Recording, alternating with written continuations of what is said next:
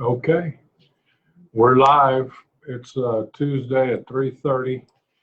I missed the last 2 weeks, one for Snowmageddon, and the next week just trying to recover from Snowmageddon. So we're back. I've got Jessica with me today, and we're going to answer some questions that we've gotten via email. The first one is from Luke Armbrust, and it is, do I need a lawyer for simple possession? And that's, kind of the same topic we've hit before. You need a lawyer anytime you're going into court. Every time you go into court on a criminal case, you're dealing with a situation that could have an impact on you for the rest of your life. So, Luke, I'm not sure what you mean by simple possession, but possession of a drug is going to be a criminal offense. And so, yes, you need a lawyer to represent you for simple possession, any type of possession, any drug offense. Yes, you need a lawyer. Next, Peter Ward asks, what does a 5th degree felony mean? And there is no such thing. So I'm not sure where you heard that. I mean, we have capital felonies, 1st degree, 2nd degree, 3rd degree, and then we have a state jail felony, which is its own animal. It's a range of punishment of not less than 180 days, nor more than 2 years in a state jail facility. It is a division of TDC, but it's a separate facility. So where you could come up with a fifth degree felony, I've never heard of such a thing in Texas. But there you go. Emma Flores wants to know, can a drug charge be dropped? Of course, the answer is yes. Any case that's brought can later be dismissed for a variety of reasons. Can a drug charge be dropped? I don't know if you might also, Emma, mean can they be reduced? The answer there would again be yes.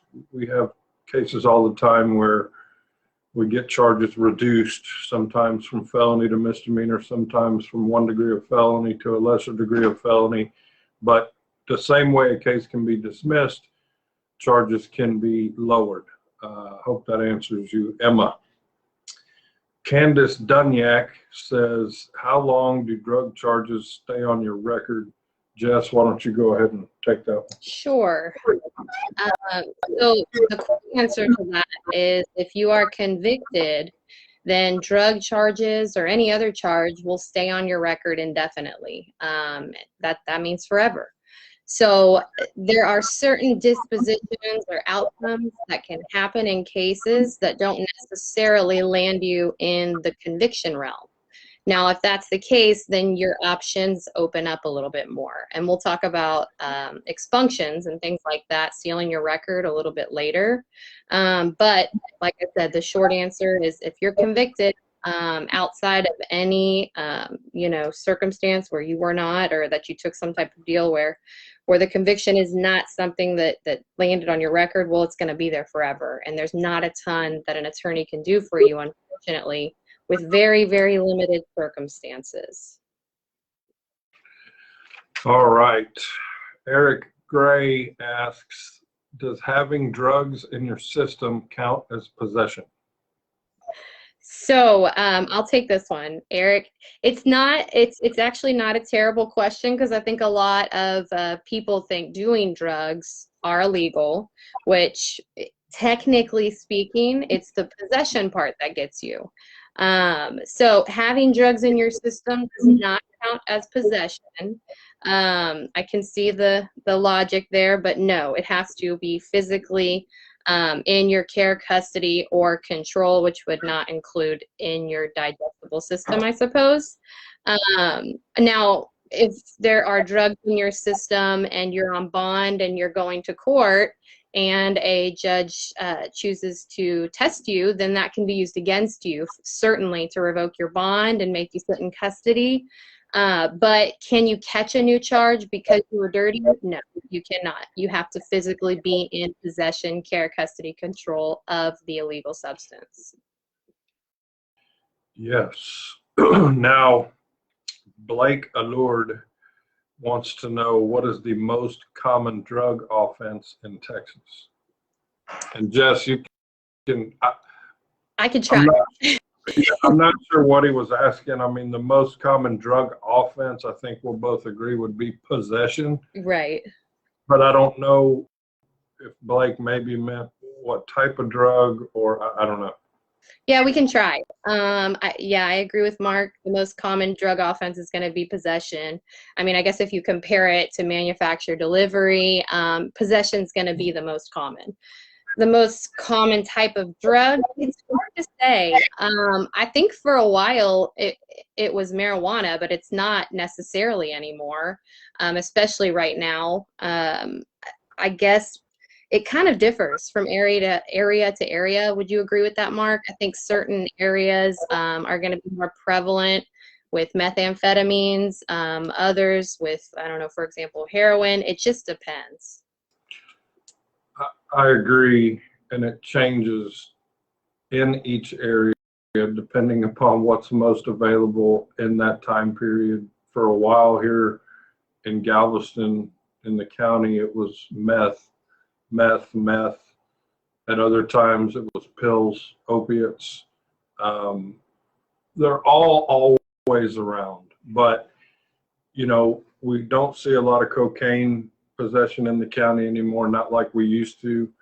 Meth has sort of taken over what used to be a lot of cocaine cases. So it just kind of changes with what's, I guess, popular on the streets. Okay.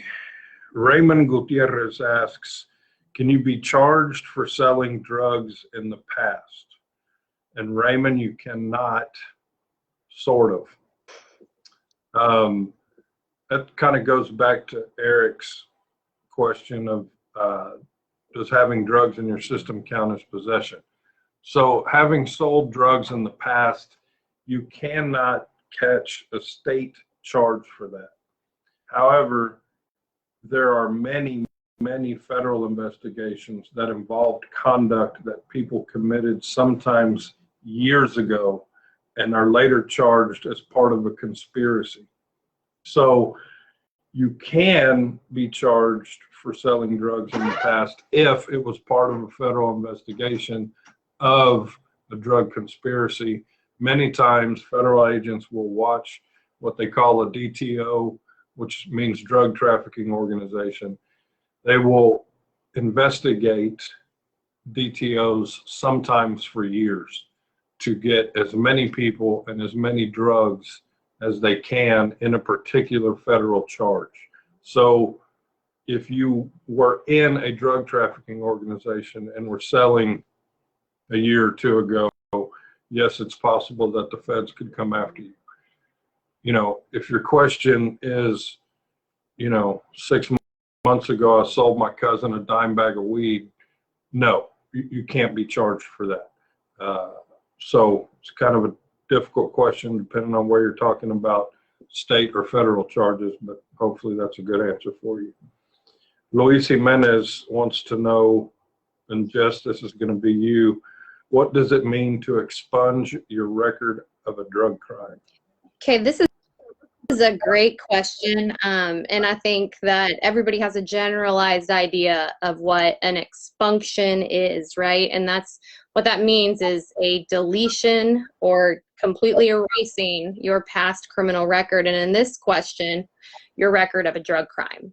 You are not always eligible for that, which is all the more important, or why it makes it all the more important to have a experienced attorney who's handling your case, because the outcome of that case will matter when it comes time to whether you can expunge your record, i.e. delete it like it never happened. And the law is really neat in this area because if you actually successfully expunge your record or delete it, and you're eligible for it and a judge signs off on it, you are able to deny that you were ever arrested or that it happened. It's literally deleted for everybody to, or nobody can see it basically, not even law enforcement. These situations are going to be where you were acquitted at trial or a certain waiting period has passed after a dismissal. Essentially, and this is kind of a generalized explanation on when you'd be eligible, but if you entered a plea, then you're almost always not going to be eligible for an expunction. It doesn't close you off to the potential of sealing your record. So there's an expunction in Texas, which is the deletion of the record, and then there's a non-disclosure. A non-disclosure operates a lot like an expunction. It's just the rights are not necessarily as great with the non-disclosure as there are with an expunction.